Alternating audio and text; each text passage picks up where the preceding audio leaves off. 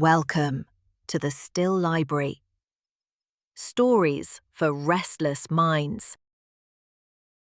The photo on my desk was supposed to be static. It was an old print, glossy, slightly curled at the edges, taken years ago at a picnic I barely remembered.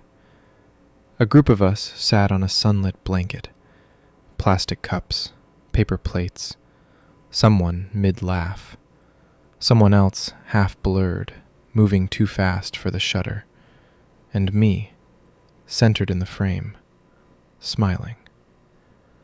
I noticed the first change last Tuesday. The clouds behind us were different. Subtle, but unmistakable. Thicker, darker at the edges. I blamed memory. Photographs are liars. They pretend permanence, but only show you what you're willing to see. The next morning, one of the cups had tipped over. I picked up the photo. The spill hadn't been there before. A thin amber stain crept across the paper plate. The picnic blanket was wrinkled differently, as if someone had just stood up. My reflection in the glossy surface wavered over the image, overlapping my frozen smile. I began checking it every hour. Tiny changes accumulated. A shadow shifted. A napkin vanished. Someone's eyes looked less happy. The sky dimmed by degrees so small they felt like imagined weather. On Thursday, a woman was gone. She had been sitting at the far left, legs folded beneath her. I couldn't remember her name, but I remembered she'd been there. Now, the blanket was empty where she should have been. The grass flattened as if someone had just left. I searched my phone, my social feeds, old messages. There was no trace of her.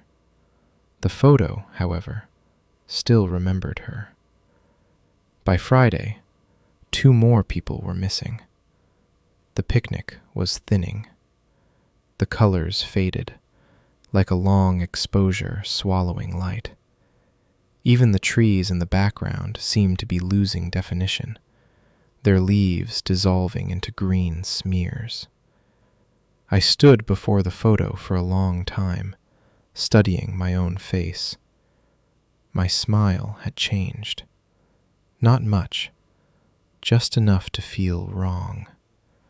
My eyes were slightly wider now, my posture slightly stiffer, as if I were aware of being watched, as if I were waiting. That night, I dreamed I was inside the photograph. The sun was too warm, the air still. I could hear the soft hiss of paper beneath my feet, the subtle grain of ink under my skin. When I awoke, the photo was different again. Only 3 of us remained. The sky was almost black. On Sunday, I was alone on the blanket. The picnic was gone. No cups, no plates, no laughter. Just me, sitting in the center of a wide, empty field beneath a heavy, unnatural sky.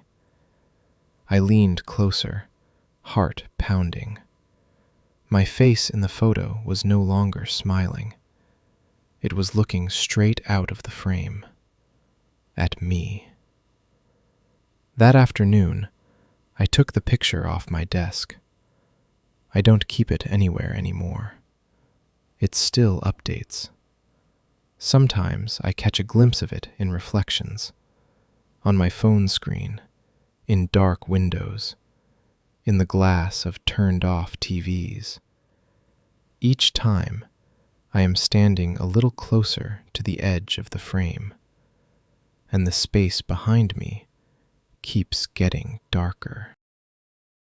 Another story waits for restless minds in the Still Library.